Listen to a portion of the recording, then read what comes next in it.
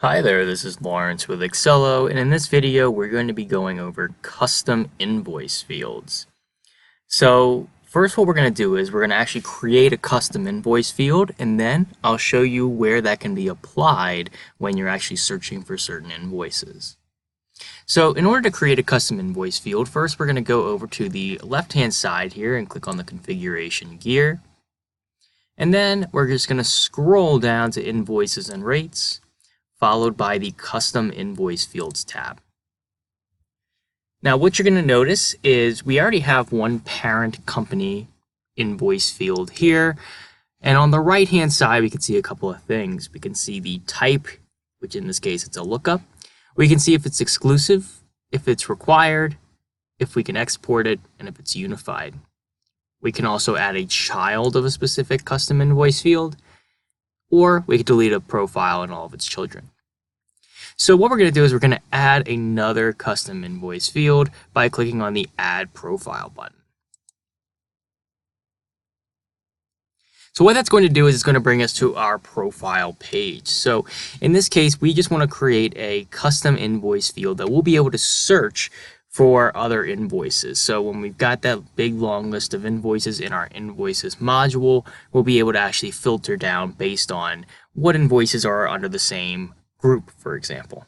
So for this, let's just call this a example invoice field. If we want to give it a description, we can. And then we can also give it a type. In this case, you can choose any one of these options here. We're just going to call this one a lookup as well.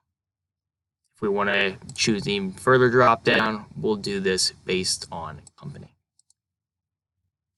Now, a couple of really important pieces here. So in order to actually group a particular invoice into this particular field on create, we need to be able to check this button. So we're just going to check this box here so that when we create a new invoice, we can immediately put it into this custom invoice field.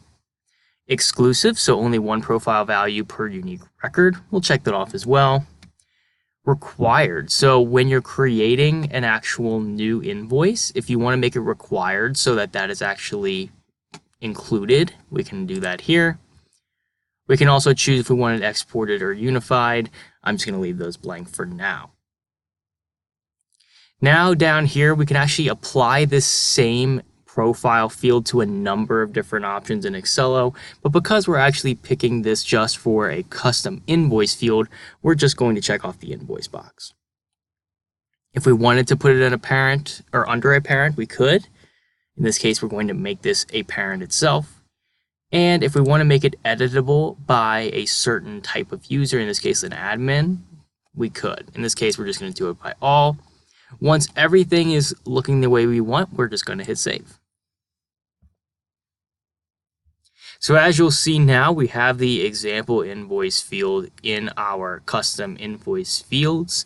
And when we go to create an invoice, so for example, let's just go to a retainer. This example contract, for example. And what we're going to do is we're going to create an invoice.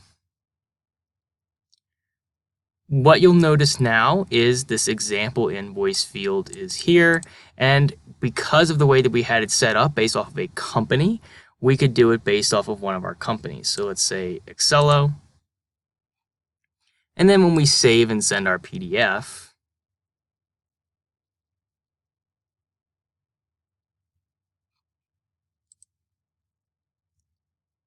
when we go into our invoices module now,